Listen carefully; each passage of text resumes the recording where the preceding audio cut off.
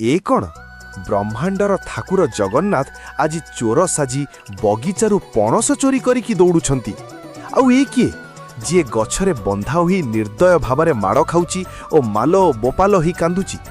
କାହିଁକି କାଳିଆ ନିଜର ପରମ ଭକ୍ତକୁ ମାଡ଼ ଖୁଆଇଲେ ଆଉ ନିଜେ ସେଠାରୁ ଖସିକି ପଳେଇଲେ? ସତରେ କ'ଣ ପ୍ରଭୁ ନିଜର ଭକ୍ତକୁ ଧୋକା ଦେଲେ? ଜାଣିବା ପାଇଁ ଭିଡିଓକୁ ଶେଷ ପର୍ଯ୍ୟନ୍ତ ନିଶ୍ଚୟ ଦେଖନ୍ତୁ।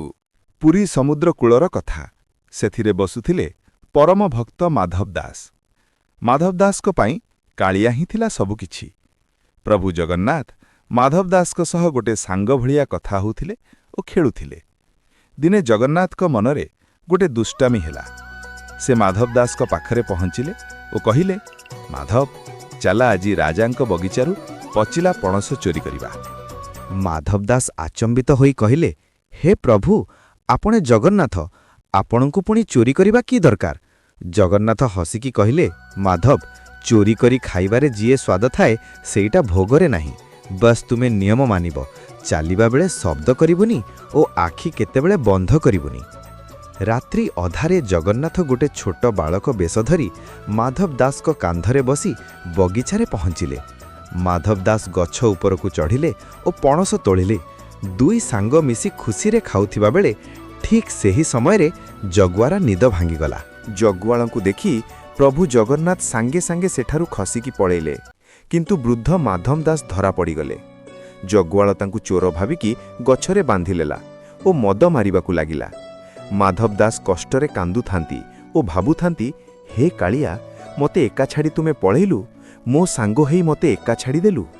ସକାଳୁ ଯେତେବେଳେ ବଡ଼ ଦେଉଳର ଦ୍ୱାର ଖୋଲା ହେଲା, ପୂରା ମନ୍ଦିରରେ କୁକୁହା ଭୟ ଖେଳିଗଲା। ସେବକମାନେ ଦେଖିଲେ ମହାପ୍ରଭୁଙ୍କ ନୀଳ ଦେହରେ ନାଲି ନାଲି ମାଡ଼ର ନୂଳା ବସିଯାଇଛି। ପ୍ରଭୁ କଷ୍ଟରେ ଉହୁ ଆହା ହେଉଛନ୍ତି। ଏହି ଖବର ବିଜୁଳି ଭଳିଆ ରାଜାଙ୍କ ପାଖରେ ପହଞ୍ଚିଲା। ରାଜା ଧାଇ ଆସିଲେ ଓ ଦେଖିଲେ ପ୍ରଭୁଙ୍କ ପିଠିରେ କେହି ନିର୍ଦ୍ଦୟ ଭାବରେ ମାଡ଼ ମାରିବାର ଦାଗ। ରାଜା ଆଚମ୍ବିତ ହୋଇ ପଚାରିଲେ, ହେ ସ୍ୱାମୀ, ଏ ବ୍ରହ୍ମାଣ୍ଡରେ କାହାର ଏତେ ସାହସ ଯେ ତୁମେ ଥାଉ ଥାଉ ତୁମକୁ କେହି ମାଡ଼ ମାରିବ? ଏହା କେମିତି ହେଲା? ଠିକ୍ ସମୟରେ ବଗିଚାର ଜଗୁଆଳି ଧାଇଁ ଧାଇଁ ଆସି ରାଜାଙ୍କୁ କହିଲା, ମହାରାଜ, କାଲି ରାତିରେ ଗୋଟେ ଚୋର ଧରା ପଡ଼ିଛି। ମୁଁ ତାକୁ ଗଛରେ ବାନ୍ଧିକି ବହୁତ ମାଡ଼ ମାରିଛି।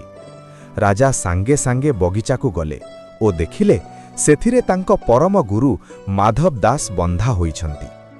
ରାଜା ଜାଣିପାରିଲେ ଯେ ମାଧବ ଦାସଙ୍କ ଦେହରେ ମାଡ଼ ପଡ଼ୁଥିଲା ସତେ, କିନ୍ତୁ ମହାପ୍ରଭୁ ନିଜ ଭକ୍ତ ବାତ୍ସଲ୍ୟତା ପାଇଁ ସେହି ମାଡ଼କୁ ନିଜ ପିଠିରେ ଡହଣ କରୁଥିଲେ। ରାଜା ମାଧବ ଦାସଙ୍କ ଗୋଡ଼ ଧରିଲେ ଓ ସେହି ଦିନ ହିଁ ପୂରା ବଗିଚାକୁ ଜଗନ୍ନାଥଙ୍କ ନାମରେ କରିଦେଲେ। ସତରେ ପ୍ରଭୁଙ୍କ ଭକ୍ତିରେ ଯିଏ ବନ୍ଧା, ତାଙ୍କ ପାଇଁ ପ୍ରଭୁ ସବୁ କଷ୍ଟ ନିଜ ଉପରକୁ ନେଇଯାଆନ୍ତି।